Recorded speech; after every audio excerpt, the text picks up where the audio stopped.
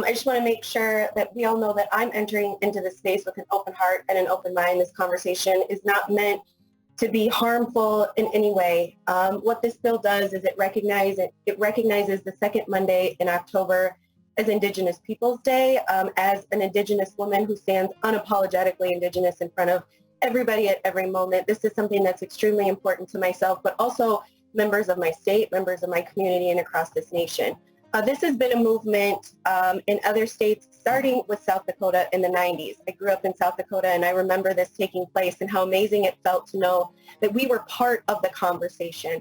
I think this is a pure statement of inclusivity and the importance of understanding and recognizing that Minnesota alone has 11 sovereign nations and is 100% ceded treaty territory land. I think that it is extremely important that we value those relationships by honoring Indigenous Peoples Day. Recognizing Indigenous Peoples Day has been a stance that the governor, lieutenant governor, and the commissioner are proud to uphold.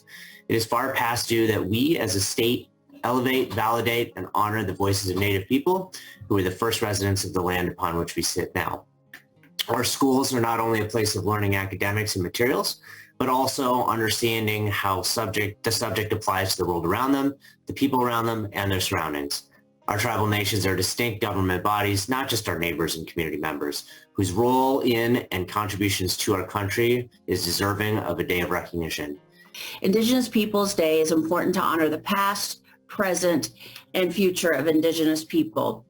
It is important to recognize the impact of colonialism on Indigenous communities that still affect us today. We are invisible in our own ancestral homelands. This invisibility leaves Indigenous people vulnerable to continued experiences of prejudice and discrimination. Indigenous Peoples Day celebrates and brings awareness to our cultures, contributions, and resiliency. With this day, we can start teaching the full, true history of Minnesota and start to build a bridge between cultures.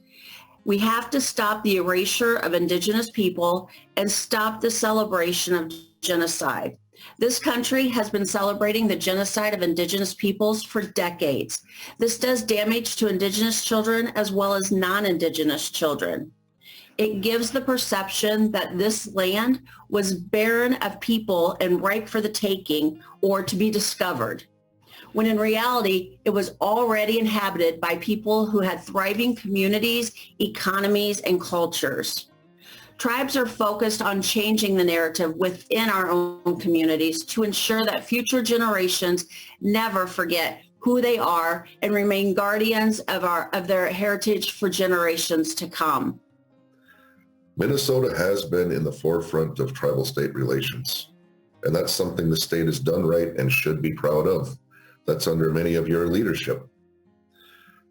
To counter the harmful narrative that a man, Columbus, who never set foot on North America, of whom documented acts of genocide exist, honored as a hero is hurtful to many citizens of Minnesota, especially Indigenous people. To acknowledge the Dakota as the original caretakers of this land and celebrate our existence through our schools is a wonderful step forward for tribal and state relations and honors our state and tribal partnership. It's a day to pause and reflect on our shared history and commitment to work better together. I just want to share that yesterday we had an all-day session with one of our local schools that they came out to the reservation and learned about who we are from us. And this is the third year that we've done that sharing with them, and the relationship has become so much better. It's not perfect, but it's so much better than when I went to school. This is part of that would help that. Before anyone else arrived, there were thriving communities, thriving economies. And to be able to say, yes, I see that, yes, I acknowledge that, is a very important part of being truthful about where we are today. So I just want to thank you for, one, being vulnerable, Representative Keeler, and bringing this forward, knowing that not everybody in our state is going to agree with renaming a holiday or just acknowledging the Indigenous people that are here today. That takes great courage and great strength, and I want to honor that in you and let you know that I see that in you, not in just this bill, but in all of the bills that you bring forward. I appreciate the content of this bill. I do. And I after I moved away as a kid to Colorado, studied many things such as the massacre at Sand Creek and the undertakings of the shameful Colonel Chivington and others. And I do think that there is a worthy effort here. But I want to point out on and ask you to maybe explain it on lines starting on 1.15 through really 1.22, but on particularly 1.16, that you are prescriptively requiring schools to dedicate an hour of the day through legislation. This is one of the things that we talked about when this bill made the stop in education policy, as that's its realm.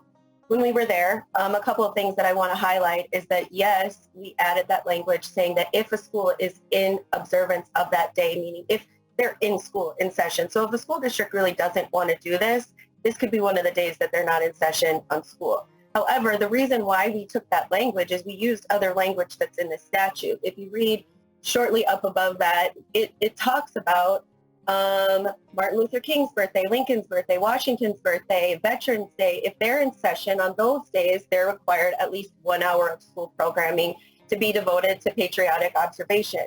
And so if we're going to talk about local control and what we can and can't do in those spaces, that was already in statute in that space. And so we just used that example moving forward to provide in this language some examples of what some schools could do, because that was other conversation that came up in questions, is what are some of the things we can even do in this space. And so I actually just took some of the language that was already in there, and that's how we came up with our language in that capacity. So I have been an advocate for treating our history exactly the way it is and treating its native peoples with the dignity that they deserve. But I just have a problem with permissive language on things like Lincoln's and Washington's birthday, Martin Luther King's birthdays. That's permissive. But now this is being prescriptive. But I do think that there is an inconsistency there that I would hope that you would amend that to be permissive, because the ones that are above it are similarly permissive as well. Are you open to that, Representative Keeler? Representative Keeler. Thank you, Mr. Chair. Thank you, Representative Nash. I'm open to conversations, especially if they're conversations to get us to the end goal that we're trying to really address here, which is inclusion and understanding of Indigenous Peoples Day. I'm honestly open to conversations about how we get this to a space that we all agree is important. And so if that's the spirit of the conversations, I'm more than happy to have that conversation with you. Thank you, Representative Nash. Representative Quam. Miigwech, and forgive the pronunciation. I try to inject different languages into the legislative process. Inclusion means adding to and making more full, not replacing. I understand why this is a replacement as opposed to, but I just think it would be more inclusive if there was added a different day. I think Representative Nash brings up a really important point on consistency in the language in the statute. And I will take just a little bit different approach to that. Representative Keeler, I know I've worked with you before, and I know that what you do is in good faith. And I am happy to vote yes on this bill today, with that understanding that we'll work on making sure that that language is and moving forward. I think there's a lot of value in this bill, and I appreciate it. And frankly, there's nothing terribly remarkable about the history of Columbus Day. I mean, it's more about the fact that he was Italian than anything else. The issue that I have with this bill is that it's also canceling out other people's history and culture. And so that's where I won't be able to support this. You know, not everybody's perfect, and I certainly acknowledge some of the atrocity and imperfections, or lack of a better word, but with the history of colonization and such. But I think we also have to, and when we look back in history, measure people that we've been celebrating for a very well-known reason, the totality of a person's achievements. And, you know, if you look in Wikipedia, you know, the expedition that inaugurated a period of exploration across the world is a significant achievement. And what I think your bill does, it not only just uplifts the indigenous culture, but it's canceling out another culture and some achievements that other people are celebrating. And I think rightfully I should be celebrating the bravery and the navigation skills and exploration on that. So if you weren't canceling out some of that, I think you might be able to earn my support. And quite frankly, I think there is also, if you read further in about this issue, there is a current of anti-Catholicism involved in it. And so I think we have to be very careful with what we're doing with the language. And so I think it's important to state on the record. I do appreciate your efforts, but I don't think this is exactly how we should be going about it. Again, it's concern about the advocacy of the Columbus Day for Italians, but more important, he mentions that there is a global Indigenous Peoples Day on August 9th. Native American Day is the fourth Friday of September. American Indian Heritage Day is the Friday after Thanksgiving. So my question is, is there a way of deleting? Those to me are all pretty similar, as you know, and relate to yours. So the question is, why did you arrive at putting it against Columbus Day, virtually against using some of these other holidays? And thank you for bringing it up in this space, is that there are many holidays that celebrate many other things, multiple holidays. I don't know that there's a limit to what we can have. This is a national movement. There are many other states. There are states around us that do this. There are also cities within our own state that have made city resolutions to recognize Indigenous Peoples Day. The idea is understanding it, and I want to go back to Representative Kosnick's statement in the fact that, like, one, I appreciate that you use Wikipedia to get your information, but as we're celebrating a man who discovered something, we have to note that he ended up in the Bahamas. So he didn't even end up in our nation as a discovered. So Representative Mason, one of the things I want to bring up is that there are other holidays that the Italians or other immigrants to this state can celebrate. There's a federally recognized holiday on October 28th that is Immigrants Day, that is open to celebrate and understand all cultures of the immigrants who came here, versus an individual who I think we can all agree when we start to dig in to the individual's actions, he's probably identified as a bad actor. And so this is a national movement. This is a movement to say we are part of the conversation, and that's where we stand with this. We have states and cities that have moved this forward. We're just following in line with that to move forward in a collective movement. Representative Keeler, I just want to say thank you for bringing this bill before us today. It's long overdue.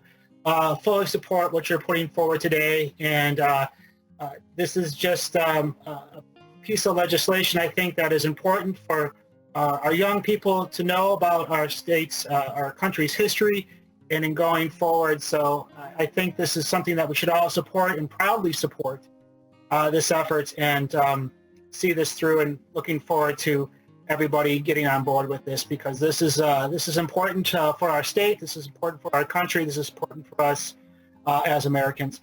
And just real quick, Representative Keeler, in terms of, there were some comments made, if you could just in your closing remarks, I don't need an answer now, but in your closing remarks, maybe just to kind of ground us in terms of what is actually permissive and what is required. If you can kind of just reiterate that in your closing comments, I think that would do us all a bunch of good. So thank you for bringing this today, and I fully support your bill.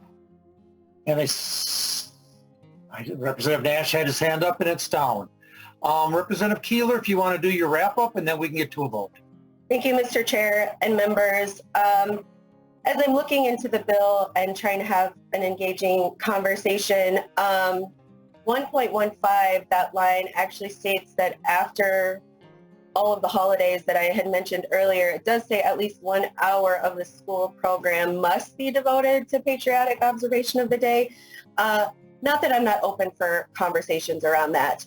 So I've already reached out to other members, and we'll build on that, because I do want to do this in a collective space. I want to do this in a space that we're just being part of the conversation. I really appreciate the engaging conversation, the space that we're in, and the ability to do this for our next generations. I say over and over and over, I am here as 1% of this population. I grew up not seeing people who looked like me in many spaces and conversations that weren't being had about the people that I come from.